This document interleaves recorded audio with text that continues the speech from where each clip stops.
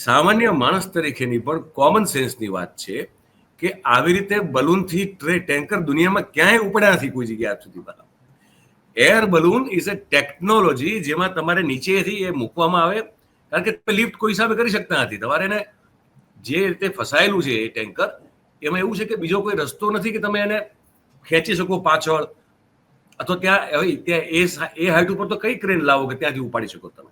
તો તમારે એને થોડાક ઊંચા કરવા પડે, નીચેથી ઊંચા કરો અને પછી એને ખેંચી લો તો એ ખેંચી શકાય. તો એ નીચે બલૂન જે છે ને એ પાથરવાના હોય, ત્યાંથી એ ફૂલે, એમાં એર ભરવાની હોય અને એ ભરાય પછી એક ટેન્કર હોય કે ટ્રક હોય કે કોઈ પણ વાહન હોય એ ઊંચું આવે ત્યાંથી, અને પછી તમે એને ખેંચો. આ એક કોમન સેન્સની વાત છે.